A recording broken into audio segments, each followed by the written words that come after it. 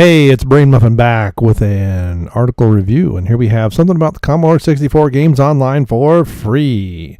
Now, what's really strange is back in the day, I didn't know anybody that had a Commodore 64. All my friends had Apple IIs, usually 2Es, a couple 2 Pluses. Most of them had the 2 disk floppy drives. No one had a hard drive. But apparently this was a more popular computer, but I didn't know. So, last month, the Internet Archive added Commodore 64 emulator to its ever-growing library of historical software, effectively bringing the retro gaming console to the public domain.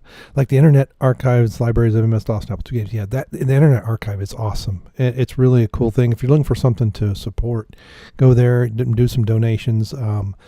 It's amazing what they're trying to do and trying to archive. And I believe you can even download the images, so you can put them to floppies, or there's ways of putting these things on cartridges that you put an SD card in, or compact flash. It's amazing the stuff that people come up with. So, sorry for the cough, and my sinus is driving me nuts right now. So every program they've archived is now available on the site and playable in the browser, which is really cool. I spend way too much time when I don't go there very often, but when I do, it's kind of hard to find stuff, but it's amazing stuff that they've got there. To date, the archive has uploaded more than 15,000 programs, including nearly 9,000 games. The Commodore 64 catalog features a treasure trove of classic games such as Donkey Kong, Miss Pac-Man, and Space Invaders. Oxford, very nice. If you need a place to start, archive.org has curated a showcase highlighting some of the essentials.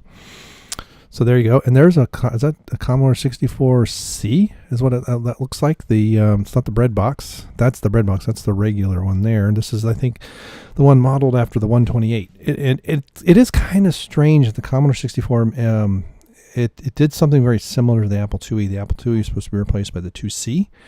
And then they enhanced the 2E, and then they did a 2C Plus, and then they did the GS. And then eventually there was a Platinum edition of the Apple IIe, and it was the last one. I think 92 or 93 is when it was finally canceled. Commodore had, there was a Plus 64. I know there was a Plus 4, which was actually kind of a downgraded 64. There was some other kind of 64, the name of which escapes me at the moment. And then there was a 128. And then they did the 64C, which had some other stuff. And if I remember correctly, the 128 has 2 CPUs. It has a Z80 chip as well as their version of a 6502. It's a little bit modified, but the machine code is compatible. After launch in 1980, maybe I just keep reading. In 1982, the Commodore 64 helped popularize the personal computer. Though it is technically a PC meant for all kinds of software, its legacy has particularly strong ties with the history of gaming as an early precursor to modern PC and console game. Yeah, so it was the last one out. So the Atari 400 800 had already come out, which had better sound than the Apple II. The Apple II sound is just horrible. Now, because of the expansion slots, you could get sound cards for the Apple II, but not many people did. But this had really, really good sound chips, and is that the SID? And sprites. As of this moment, every game has its own default control mapping, and many of them are not intuitive. Some, like Donkey Kong, start up without any controls assigned. Don't let that scare you off, though. You can easily set your controls for any Commodore 64 game on the archive through the emulator settings. This is a quick rundown of the controls on your keyboard. So press F12 to bring up the emulator menu, settings menu. There you go. So you can reassign your arrow keys, highlight joystick settings, and define keys. It would really be cool if you could hook up a joystick to these things. Set your desired controls by selecting each entry. So there you go. And that's pretty cool. I don't want to read the directions. If you have a gamepad connected to your PC, oh, cool. You can, follow the process, set up the, joystick mapping instead of define key. That is cool. Unfortunately, since you are loading the game from a browser, you need to remap your controls for every game, every time.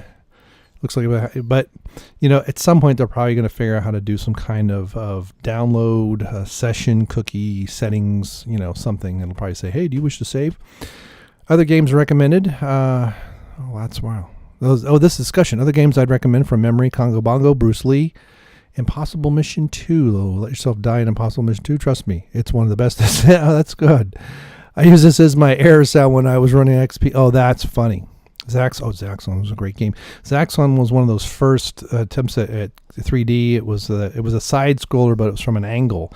And it just didn't have enough shading. It looked okay, but the shading was the problem. Jumpman Jr., yeah.